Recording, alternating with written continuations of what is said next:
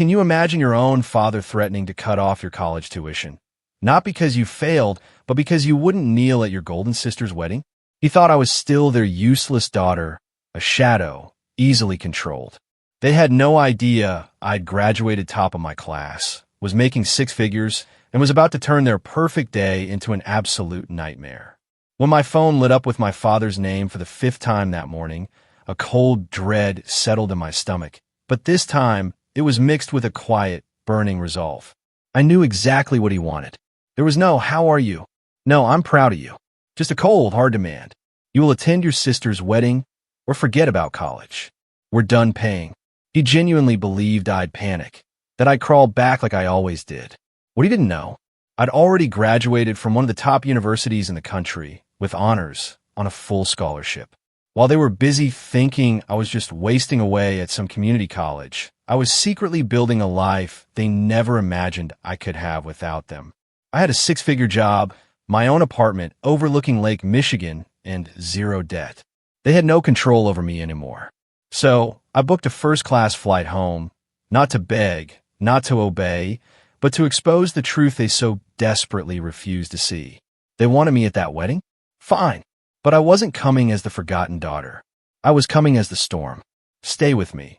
Because what happened next destroyed their picture-perfect day, shattered their golden daughter's fantasy, and forced my entire family to face the reality they had tried so hard to ignore. This isn't just a story about revenge.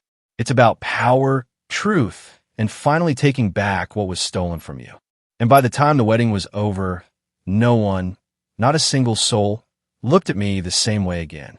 Let me tell you exactly how it all unfolded. My name is Elena. I'm 26 years old, and at the time this all went down, I was living in a high-rise apartment, watching the Chicago skyline twinkle. By day, I worked as a data analyst for one of the top tech firms in the city. By night, I studied new code, saved religiously, and just enjoyed the quiet reward of a life I had painstakingly built entirely on my own terms. No one in my family knew just how far I had come, not because I kept it a secret out of shame, but because they never asked. After years of being overlooked, forgotten, and utterly dismissed, I had simply stopped offering information they didn't want. I was sipping coffee at my glass desk when my father's name blared across my phone screen for the fifth time. I didn't move. I didn't even flinch. The screen buzzed once, twice, then fell silent. It was immediately followed by an email. Subject line, "Your sister needs you. Last chance." I didn't need to read the body of the message to know exactly what it said. I had grown up decoding my father's tone long before I learned to read words on a page. But I read it anyway. Lily's wedding is the most important event of her life, it stated. Be there or forget about any future support. There was no greeting, no inquiry into my well-being, no hint of acknowledgement that the last time we'd truly spoken, I was 19, standing at a bus terminal with 2 suitcases and a backpack. Only the same cold, commanding, final tone that had echoed through my entire childhood. Then came the voicemail. My father's voice filled my quiet apartment like a storm cloud. "This has gone on long enough, Elena. Your sister's wedding is in 2 weeks. The festivities start this weekend. If you can't put aside whatever bitterness you're holding, don't expect another dime from this family. Your mother is beside herself with worry." Bitterness. That's what they called it. Not distance, not survival, not self-preservation. Just bitterness. The truth was far simpler. I had left their home 7 years ago and hadn't looked back.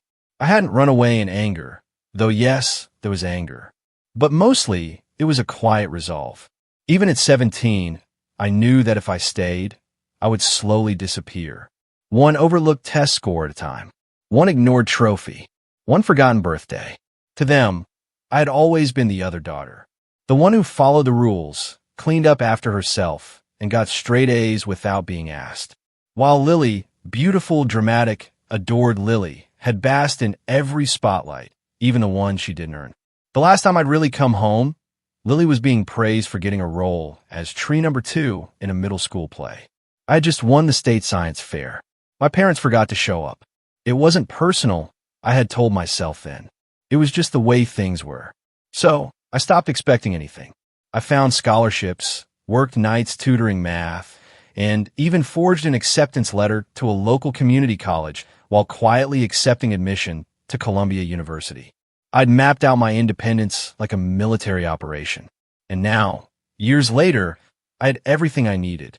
An apartment, a career, savings, peace. And then this. The email, the voicemail, the veiled threat. Be there or forget about any future support. They still thought I needed them. Still believed they held power.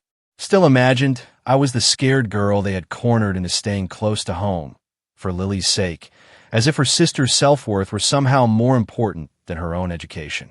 But they didn't know the truth. They didn't know I graduated with honors. They didn't know I made more money than both of them combined. They didn't know I hadn't needed their money for years, and I certainly wasn't about to tell them over the phone. I opened my laptop and clicked through to the airline website. The wedding was in 2 weeks. That left plenty of time. I scrolled through ticket options and selected first class. Not because I needed the luxury, but because it sent a very clear message. They wanted me home. I would come, but not as the quiet daughter, not as the forgotten one. I was coming as the woman they didn't see coming. My finger hovered over the confirmation button. I clicked and smiled. Let the wedding begin. The small town hadn't changed. The roads were still cracked in the same places they'd been a decade ago. The welcome sign still leaned slightly to the left. But as I stepped out of my rental car and stood at the base of my parents' front porch, I knew I had changed profoundly. I rang the bell, but the door swung open before it chimed. My mother stood in the doorway holding a clipboard, her eyes scanning my face like I was a stranger.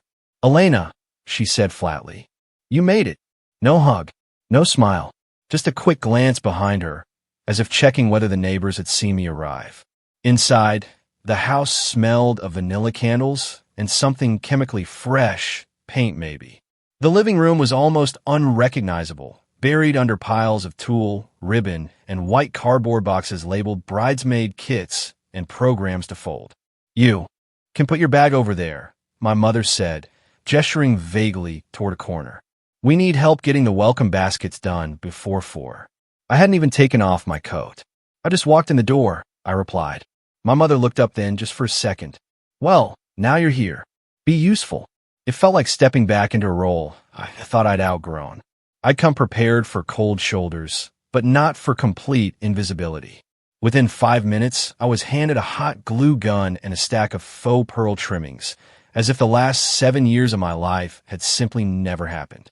My father appeared an hour later, reading glasses perched low, holding a seating chart in one hand and a paper plate in the other.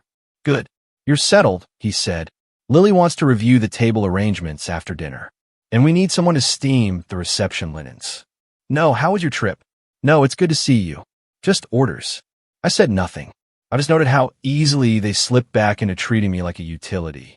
I could have told them I'd booked a first-class ticket, or that I'd left an urgent team meeting with my company's CFO to be here. But what would have been the point? I made my way upstairs to the guest room, no longer mine, long since converted into extra storage, and changed into something plain, careful not to wrinkle my travel clothes. When I came back down, Lily had arrived. You could hear her before you saw her. I specifically said cascading, not gathered. Lily's voice floated down the staircase, sharp and breathless. "If the florist can't follow simple instructions, maybe we should find another florist." I watched as my sister descended in a flurry of chiffon and faux tan. Phone still pressed her ear. Lily spotted me, raised a single finger, the universal sign for wait, and continued berating someone on the other end of the call. When she finally hung up, she offered me an air kiss near the cheek. "You made it," she said as if surprised. "Thank God. The caterer's threatening to walk, and Mom can't figure out the seating chart. This wedding is going to kill me." She didn't ask how I had been, didn't notice the tension in my shoulders or the fatigue in my eyes. In this house, Lily's stress eclipsed all else. "Elena," my mother chimed in, appearing behind them. "You'll meet Evan at dinner. He's been such a help. Brilliant with investments. Elena's good with numbers, too. Aren't you?" Lily added casually, already walking away. "Well, you'll see. He's amazing." Dinner was at 6. Evan arrived precisely on time, bearing an expensive bottle of red and wearing a pressed white shirt that looked made to measure. He was tall, with a polished smile and the kind of handshake meant to impress. "So this is the mysterious sister," he said, locking eyes with me. I offer my hand. "Elena," he added smoothly, with a slight bow of the head. "Lily talks about you all the time. She says you're the quiet one." I smiled politely, but said nothing. I had met enough men like Evan to know when a performance was underway. Still, I listened. Evan spoke well, almost too well. He talked about crypto with a level of confidence that bordered on theatrical, threw around phrases like market velocity and token liquidity with ease. Claimed to be part of a global network of investors with direct pipelines to platforms in Singapore and Zurich. Every few minutes, he'd glance toward my father, Charles, who hung on his every word. "He's already helping your dad look at some real estate restructuring." My mother, Margaret, chimed in over the salad course. "Just brilliant." I asked a question, something technical about blockchain protocols. Evan answered, but it was a bit too vague, a little too rehearsed. I leaned back in my chair and watched him talk. Charming, confident, slick, too slick. Lily beamed the entire time. She laughed when Evan made a joke about people still using banks, leaned into his shoulder like a teenage girl with a crush, and recounted how he'd helped Daddy understand crypto in a single afternoon.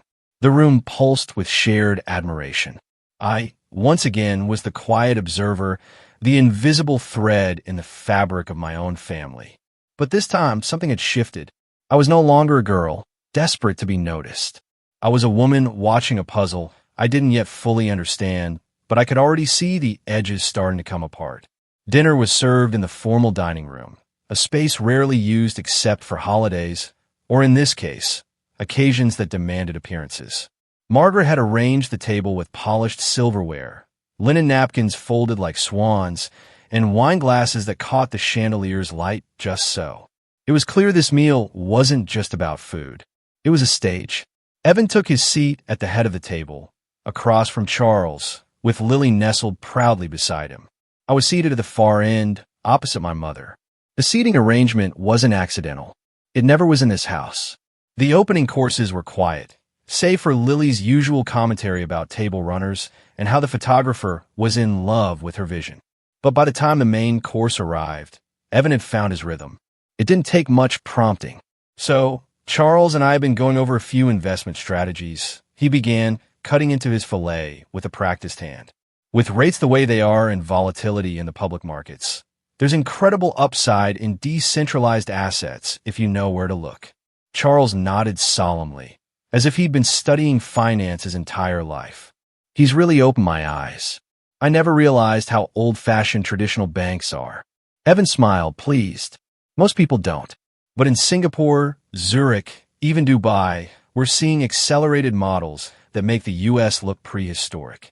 The institutions overseas are already shifting their portfolios. I'm working closely with a group that's offering pre-IPO tokens for a blockchain firm with government partnerships in Asia. Very exclusive. Lily, sipping her wine, leaned forward. "Tell them about the yacht." Evan chuckled. "Well, last month, I met with one of our angel investors on his yacht. In the Adriatic. Only way to talk business without distractions." The table gave a polite laugh. I did not. Instead, I picked up my fork, calmly placed it down again, and asked, which platform are the tokens being issued on? Ethereum? Solana? Or something proprietary? Evan blinked. It's a proprietary setup. We've built it on a hybrid framework that optimizes both transaction speed and security. Interesting, I said. Even hybrid chains can be tricky. What protocol are you using to handle smart contract deployment? There was a pause. Subtle, but it was there. Evan smiled again, but it took a moment longer to reach his eyes. It's a layered approach, he said, waving vaguely. We focus more on strategic outcomes than the technical nitty-gritty. The tech people handle that. Margaret jumped in quickly, sensing a shift. What matters is that Evan gets results. He's already helped Charles rethink our entire portfolio. That's true, Charles added. He's got access to opportunities you won't find on the open market. I tilted my head slightly. Do those opportunities come with regulatory oversight? I assume you have SEC documentation for any domestic capital raised. Evan's jaw twitched, almost imperceptibly. These are private placements, Elena. Not your average 401k stuff. Charles leaned back, setting his fork down harder than necessary. Is there a point to this line of questioning? I looked at my father. No point, just curious. Seems to me like you're being combative, Charles said. Not everyone needs to be interrogated at the dinner table. I wasn't aware asking about financial compliance was combative, I replied. You've always had a way of making people uncomfortable, Margaret said with a strained smile. Just let your sister be happy. Evan laughed, light and dismissive. It's fine. I get this a lot. Some people just don't understand what we're building. It's new. Revolutionary ideas always attract skeptics. Lily, visibly irritated, reached for her wine. Why are you doing this? I looked at my sister. Doing what? Making it a thing. Lily said, every time something good happens to me, you find a way to throw shade. Charles pointed his knife toward me like it were a baton. That's exactly it. You've always been resentful. It's not Evan's fault you've been struggling. I didn't laugh. I didn't flinch. I simply picked up my glass, took a small sip, and let the silence settle. They didn't know. They still thought I was working part-time, cobbling together tuition, maybe living with roommates in some drafty apartment. They still believed I was the one who fell short. I had made 6 figures last quarter alone, but saying it out loud would only turn into another accusation. Bragging, ungrateful, difficult. So instead, I sat with my thoughts. Evan returned to his speech, talking about token liquidity and off-market deals that sounded suspiciously vague. He mentioned more cities. Singapore again, a firm in Switzerland, a partner in the Caymans. All impressive, if only by virtue of sounding far away. But the pattern was forming. Big words, global locations, no specifics, no documentation. It wasn't the content that bothered me. It was the choreography. Evan knew how to impress people like my father. Confident tone, bold claims, exotic names. To someone like Charles, that was all it took to feel important, in control, ahead of the curve. I looked around the table. They were mesmerized. Lily's eyes sparkled. My mother smiled with pride. My father nodded like he'd just discovered a gold mine. Evan was winning the room, and he knew it. And yet, in all his polish and precision, something about him didn't add up. Not yet. Not clearly. But I felt it. Like the tension before a wire snaps, the quiet note behind the music that doesn't belong. I didn't know what Evan was hiding, but I intended to find out. The next morning, I wandered into my father's study while looking for a pen. I had barely slept, my mind too busy replaying the previous night's dinner. Evan's performance, as slick as it was, hadn't satisfied my curiosity. If anything, it had sharpened it. Charles's study was, as I remembered, lined with shelves of unread books and framed certificates of financial courses he had taken at community college decades ago. On the desk sat an open file folder, neatly stacked papers waiting to be signed. I recognized the header immediately. Home Equity Loan Refinance Agreement. My breath caught. I flipped through the pages carefully, my trained eyes scanning the loan terms. It was recent, dated just 3 weeks prior. The house, the very same one nearly paid off after 25 years, was now tied to a second mortgage, a significant one. I flipped further. Scrawled in Charles's tidy cursive was a note in the margin. Per Evan's recommendation, 20% returns projected by Q2. I froze. This wasn't just my father dabbling in an investment. He had staked the house on it. The house my mother once swore would be their legacy. All on Evan's word. I replaced the papers exactly where I found them and exited quietly. Downstairs, the wedding madness had resumed. Flower arrangements, catering calls, place card chaos. It was the perfect distraction. Later that afternoon, as I stepped into the backyard for air, I spotted Aunt Diane beside the rose bushes, pulling weeds with gloved hands. I walked over, partly to escape, partly for clarity. Diane looked up and smiled. Didn't think we'd see you again, kid. I forced a smile. Family duty. Diane stood, brushing dirt from her knees. Lily's wedding is a production. You could say that, I replied. Diane glanced toward the house, then leaned closer. You believe in that fiancé of hers? I raised an eyebrow. You don't. I don't know, Diane admitted. He's charming, sure, but something feels off. Last month, a neighbor down in Tampa lost his retirement fund to a guy who talked just like Evan. Crypto this, global that, promised returns that sounded too good to be real. My pulse quickened. Do you remember the name? I asked. Just bits, Diane said. The guy changed his name a couple of times. But one of the aliases was Edward something or Ethan. It wasn't much, but it was enough. That night, back in the guest room, I powered up my laptop. I no longer needed to pretend. Gone was the obedient daughter. What sat before the screen now was a trained analyst with an advanced degree in data science, a career in fraud detection, and a brain built for pattern recognition. I opened my usual suite of tools: public registries, business databases, social media scrapers, and metadata trackers. It was second nature to me now. The same way an artist sees brushstrokes, I saw digital inconsistencies. I started with the name Evan Cross. Nothing, at least nothing predating 2 years ago. I widened the search. Then I found something curious: an archived engagement announcement from 3 years ago in Colorado. Same face, different name, Ethan Lewis. I dug deeper. A LinkedIn profile registered under Edward Lambert. Now deleted, but with remnants cached by the Internet Archive. The profile matched Evan's resume too perfectly. Blockchain advisor, investor network, global finance. 3 aliases, same face, same playbook. And with each identity, I noticed the same pattern: appearance, charm, investment pitch, then vanishing after a large financial shift. I pulled the public bankruptcy records for each. Location tied to the previous names. Each showed an uptick in personal losses from community investors within months of Evans, or Ethan's, or Edward's appearance. It was no longer a hunch. It was a pattern, a deliberate, polished operation. And now, he had my family in his crosshairs. I sat back, heart pounding, but my face calm. I wasn't angry. Not yet. This wasn't personal vengeance. It was statistical inevitability. I had seen this before in other cases, just never in my own home. I opened a new file, labeled it Cross Fraud Risk Report V1.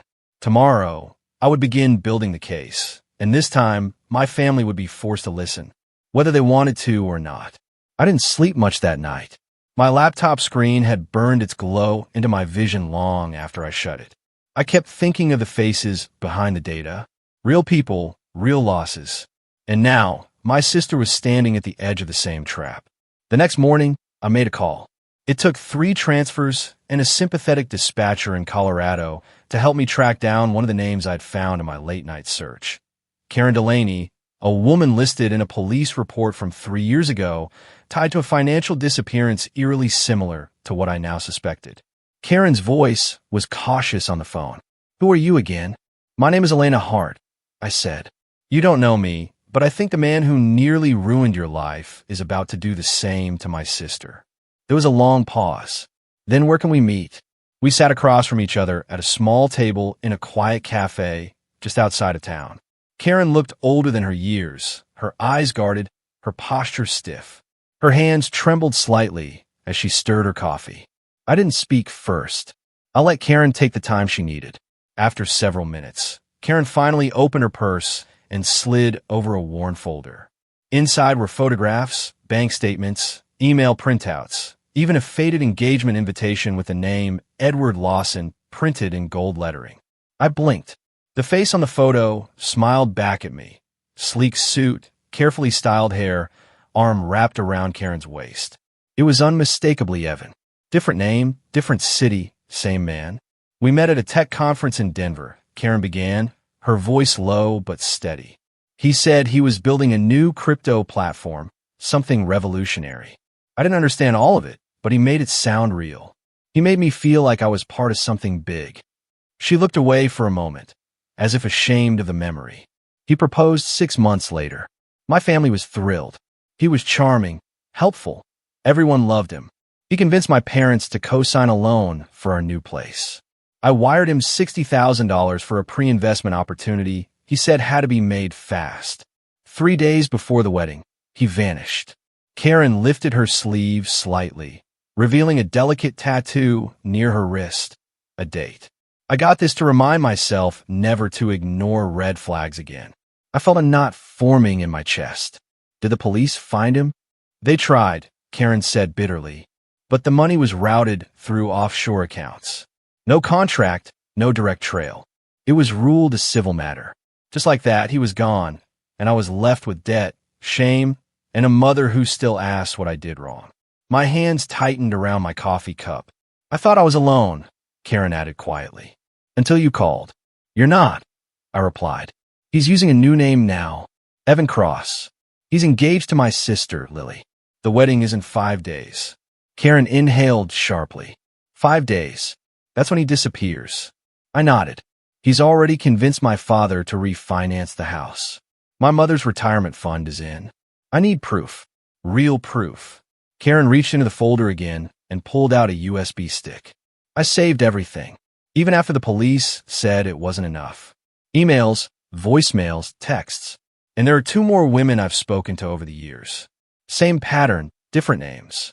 I took the drive, my jaw set. Thank you. This changes everything. Karen leaned forward, her voice more forceful now. Your sister won't believe it until it's too late. I didn't. Not when my best friend tried to warn me. Love makes you blind. I don't need her to believe me yet, I said. I just need to be ready when everything starts to crack. As I stood to leave, Karen grabbed my wrist. You seem like the kind who keeps her promises, she said. So, promise me something. I'll look her in the eye. Don't let him ruin another life. I won't, I whispered. He picked the wrong sister this time. As I stepped out into the cool morning air, the weight of Karen's pain settled over my shoulders. But so did a growing fire. This wasn't just about saving Lily anymore. It was about justice for every woman who had been deceived, every parent who had been tricked, every future that had been stolen. And this time, I had the skills, the tools, and now the proof. Evan's perfect game was about to be exposed, and Elena Hart would be the one to do it. The living room felt colder than usual, despite the late afternoon sun casting a golden hue across the hardwood floors. I stood by the coffee table, my laptop open, a stack of printed documents beside me. My heartbeat echoed in my ears, but my voice remained steady. I need all of you to listen carefully, I said. Charles, my father, sat stiffly on the leather armchair, arms crossed. Margaret hovered near the fireplace, pretending to tidy a flower arrangement that didn't need fixing. Lily was curled up on the sofa, a silk robe draped around her, her eyes rimmed with excitement and exhaustion from wedding planning. Evan, the charming fiancé, leaned casually against the wall, swirling a glass of wine, his confidence undisturbed. I connected the laptop to the television and brought up a slideshow. The first photo appeared, Evan's face, smiling, clean-cut, but under the name Edward Lawson. The room shifted. Then the next, Ethan Lewis, same face, different background, next to another woman in an engagement photo. A bank statement followed, showing tens of thousands transferred before a wedding that never happened. Police reports, names of victims, timelines. Each file I displayed built the pattern tighter, more damning. Karen's voice, recorded from our meeting, played through the speakers. He left 3 days before the wedding. Took everything. I turned to face them. His name isn't Evan. He's used at least 3 aliases. He's done this before. Every single time, he wins trust, takes the money, and disappears. Evan chuckled softly, the sound like nails against a chalkboard. Are you serious? This is a smear campaign. You think I'm some con artist using fake names? That's absurd. He turned to Charles and Margaret, his voice warm, wounded. Sir, ma'am, I love Lily. I'd never do anything to hurt her. This is disgusting. Lily looked stunned. Her mouth opened, but no sound came.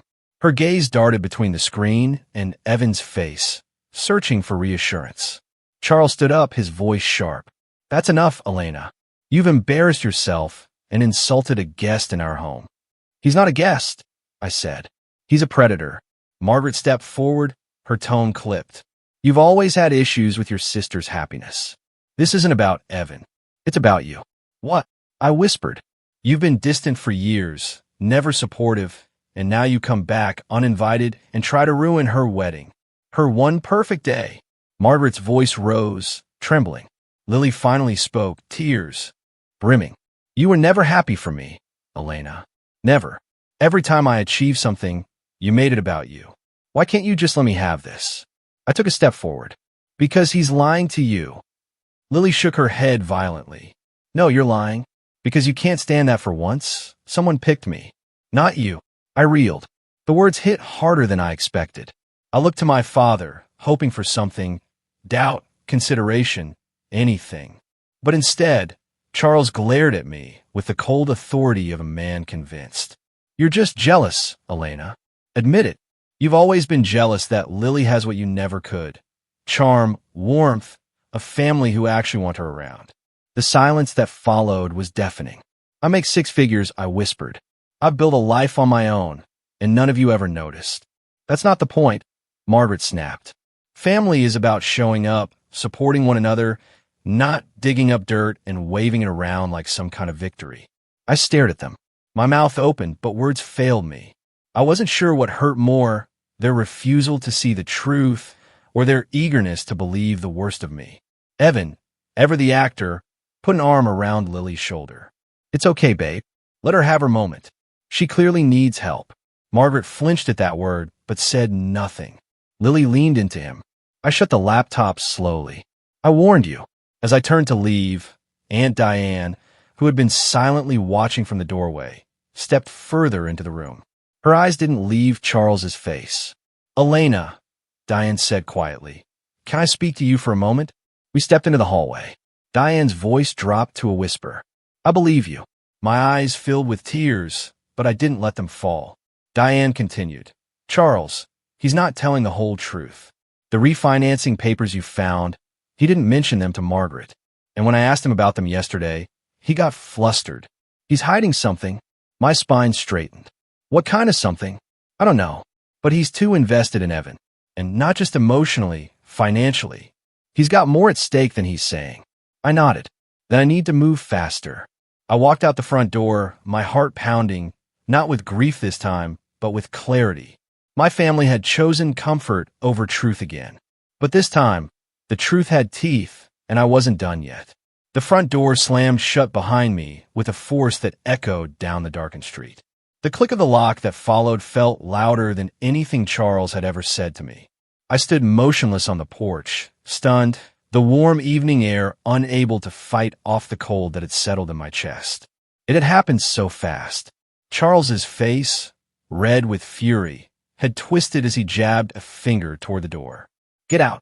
I don't care where you go, but you will not stay in this house another minute. Margaret had gasped, but said nothing. Lily buried her face in Evan's chest, shaking with tears. Not over what had been revealed, but over the disruption I had caused. Not one of them had asked if the documents were real. Not one had stopped to consider that I might be telling the truth. The choice had already been made. Now I stood with my suitcase beside me, the porch light casting long shadows. I hadn't planned to reveal the truth this way, but I wasn't going to leave like some disgraced child slinking into the night. I turned around, stepped back to the doorway, and knocked once hard. Charles flung open the door. What more could you possibly want? To say what should have been said years ago. I replied, my voice calm, but full of steel. Margaret appeared behind him, looking torn but silent. Lily refused to look at me. You think I came here out of jealousy? I said, my gaze locking with my father's. You think I spent nights digging into Evan's past because I couldn't stand seeing Lily in a white dress? No, I came here because, unlike you, I pay attention to what matters. I opened my purse and pulled out my company ID badge, holding it up so they could see. I didn't go to community college. I went to Columbia, full scholarship, graduated top of my class in data analytics. I reached in my bag again and held up a letter with the company letterhead. My most recent promotion to senior data strategist.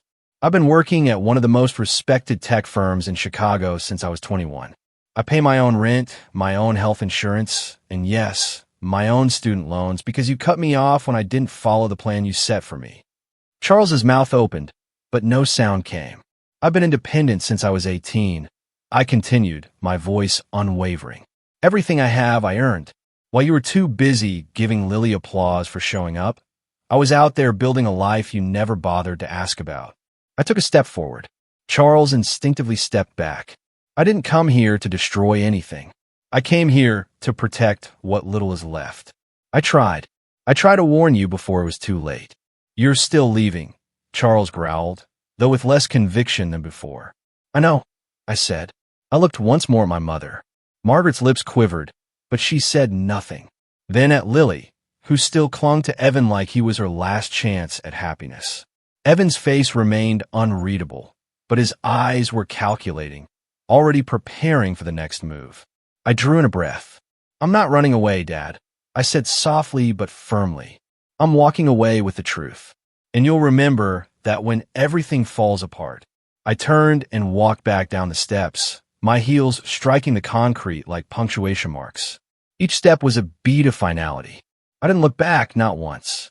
The night air felt different this time, sharper, cleaner. I pulled my coat tighter, not against the cold, but against the weight I'd finally shed. The invisible daughter was no longer invisible. Inside that house, they would continue spinning illusions for a little while longer. But truth, I knew, had a way of showing up, loud, brutal, and undeniable. And when it did, they'd remember the moment I stood at that door, told them who I truly was, and left without asking for anything in return. 3 days before the wedding, Evan disappeared. At first, Margaret assumed he had gone to finalize a surprise for the reception. Charles brushed it off, claiming Evan had mentioned a business meeting. Even Lily tried to excuse it, saying he might be giving her space before the big day.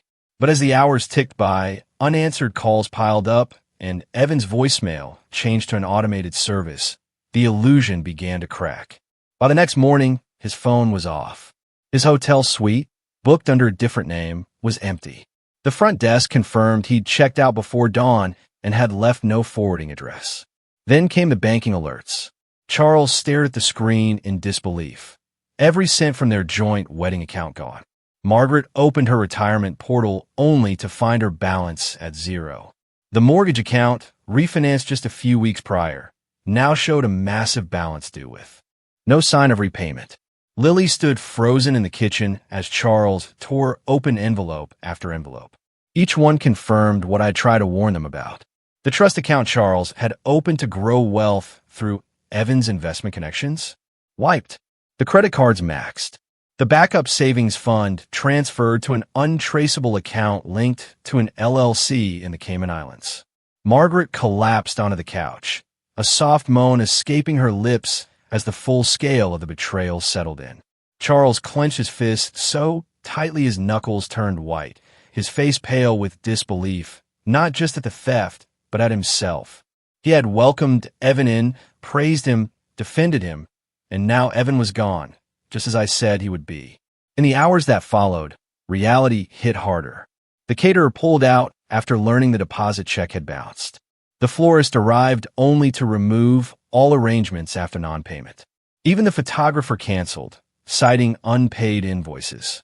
Lily's gown, custom-made and already altered, hung limp in the hallway, untouched.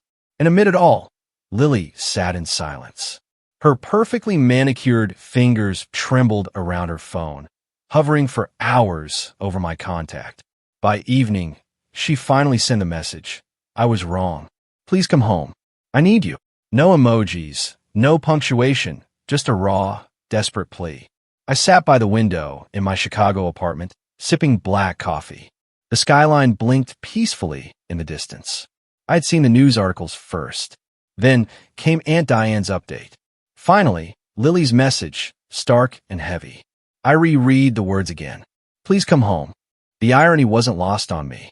Home had never been a place where I felt seen. And now, with their world in ashes, they called for me. A part of me wanted to ignore it. Let them sit in the consequences of their choices. Let them understand what it meant to discard someone who only ever tried to protect them. But another part, the part that still remembered Lily clinging to me during thunderstorms as children or our shared giggles over secret chocolate bars hidden under the bed, couldn't quite walk away.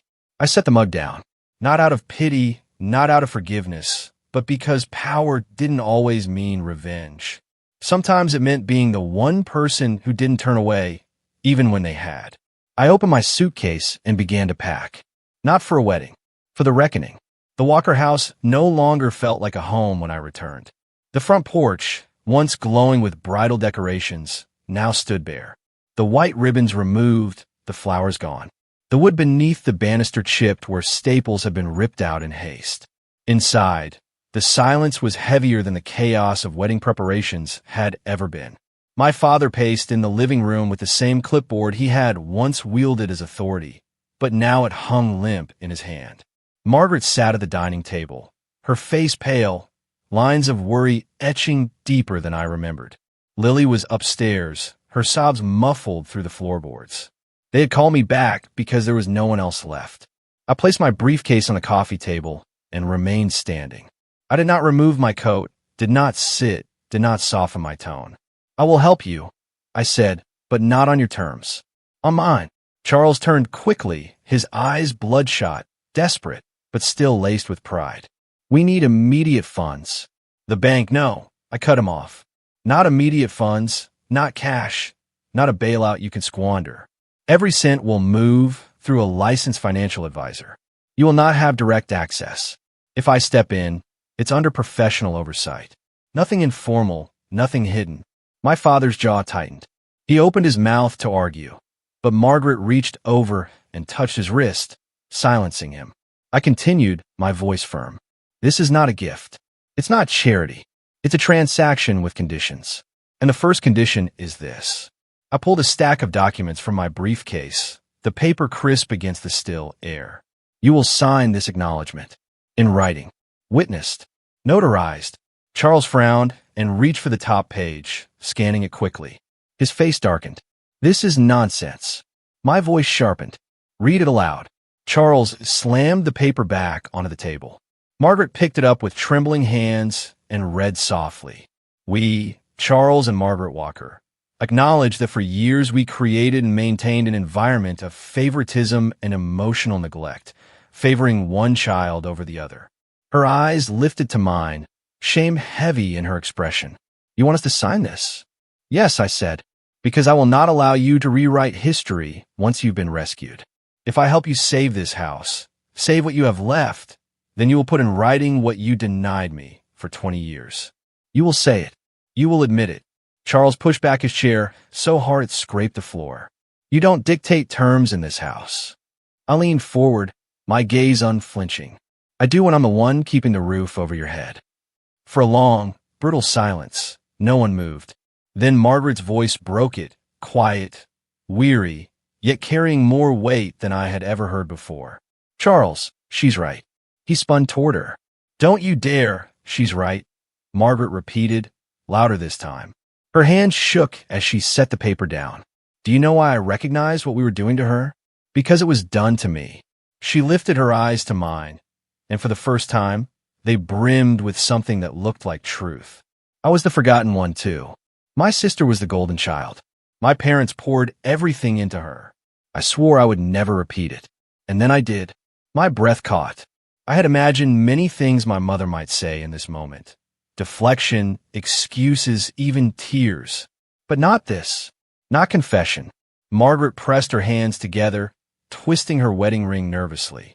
I told myself Lily needed more, that she was fragile, that you were strong enough to stand on your own. But really, I was replaying the same script I grew up with. Only this time, I was on the other side. Charles stared at her, thunderstruck. His authority, once so absolute, seemed to drain from him. Margaret turned back to me. "If signing this is what it takes, I will sign. Because I won't deny you any longer." I looked at my mother, measuring every word. There was sincerity there, but also too many years of silence to erase with one admission. Still, this was something more than I had ever been given before. I slid the pen across the table. "Then sign." Margaret picked it up with trembling fingers. For a moment, she hesitated, staring at the space where her name would go. Then she pressed the ink into the paper, her signature flowing across the page. I turned to my father. "Your turn." Charles's hand hovered, his pride warring with the reality of foreclosure notices and empty accounts. Finally, with a grimace that looked more like defeat than agreement, he scrawled his name.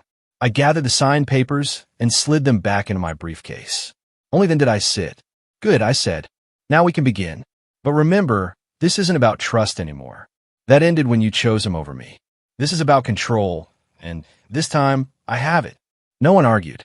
The balance of power in the Walker family had shifted, and for the first time, Elena wasn't invisible. She was undeniable. The evenings stretched heavy inside the Walker living room. The signed papers sat in my briefcase like a silent witness. But I knew a signature alone would not cleanse the past. I looked at my parents, at my sister curled small in the corner of the sofa, and realized the time had come to strip away the last layer of denial. You want to know why I don't believe in your idea of family? I said, my voice calm but unwavering. Because for me, family was always a one-way street. I stood, my eyes fixed on Charles and Margaret. Do you remember my 8th birthday? You forgot. Both of you. I sat in the kitchen waiting for cake that never came while you took Lily to her dance recital. You told me later it was an oversight. But when she won nothing more than a participation ribbon, you took her out for ice cream and posted photos as if it were a championship. Margaret's lips parted, but no words came. 9th grade, I continued. The science fair. I won first place for analyzing water quality in the county. I stood there holding a ribbon while Principal Davis asked why my parents hadn't shown up. You were at Lily's soccer game. She scored 1 goal. You told that story for weeks. My mother's hands gripped the edge of her chair, knuckles white. Charles avoided my eyes.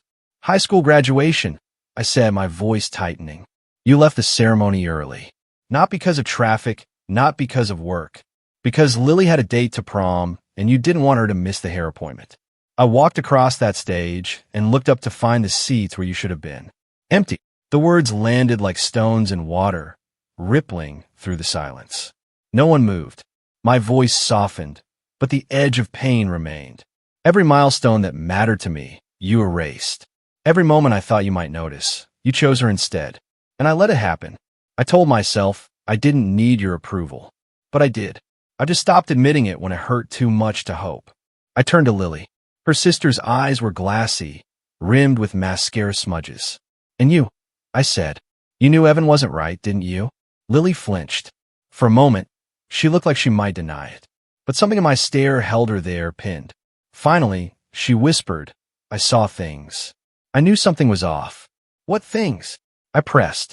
Lily swallowed hard. He was secretive about his phone. He changed his story, sometimes about where he'd been. He promised money from investments that never showed up in our accounts. I thought maybe I was imagining it. No, I said. You thought maybe I was right. And that was unbearable, because if I was right, then you weren't the chosen one anymore. So, you ignored the truth. Tears spilled down Lily's cheeks. I wanted one thing, just one thing, where I finally had more than you. And if it meant pretending, if it meant looking away, I did. The confession hung in the air like smoke. No one reached to comfort her. No one spoke. Charles leaned back, his face pale, his authority drained. Margaret pressed her hands to her face, her shoulders shaking. The weight of my words, Lily's admission, the collapse of everything they had built on favoritism and illusion, it all pressed down on the room until even the walls seemed to groan with it. I stood tall in the center of it, no longer invisible, no longer silenced. I had laid bare the truth, and for once there was no quick rebuttal, no dismissive laugh, no easy defense. The house was quiet except for Lily's sobs and the steady tick of the grandfather clock in the corner. For the first time in years, there was no argument left. No excuse to cling to, just silence, heavy, final. The last wall had fallen, and nothing stood between them and the truth anymore. By the way, if you're still with me, make sure to hit subscribe. More unbelievable stories are coming. The days after Lily's confession were strangely quiet. The house no longer hummed with denial, but with the hollow echo of people forced to sit with what they had ignored for too long. I thought perhaps that was the end of it. Evan had vanished, his pattern exposed, his grip broken. But predators rarely leave quietly. A week later, I received a letter delivered by courier. Heavy, cream paper, bold serif font, legal letterhead. It was addressed not to my family, but directly to me. The message was short, precise, and dripping with arrogance. Cease and desist. It accused me of defamation, libel, and intentional interference with contractual relations. It claimed I had fabricated identities to destroy Evan's reputation and demanded I retract my statements or face a lawsuit for damages exceeding $500,000. I read the letter once, then again, my pulse steady. I almost laughed. It was classic Evan. Twist the truth, weaponize intimidation, and count on people folding under pressure.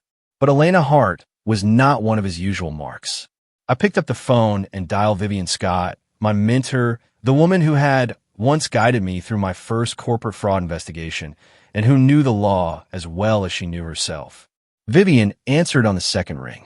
"He's back, isn't he?" she asked without preamble. "Yes," I said, "and he wants to sue me." Vivian's voice was calm, steady as stone. "Then we'll answer him with the truth he's so afraid of." That evening, we spread the evidence across Vivian's conference table. Not just the screenshots I had collected, but the testimonies Karen had given, the police reports from Colorado, the archived records of Evan's aliases, and bank statements that traced his disappearing act from state to state.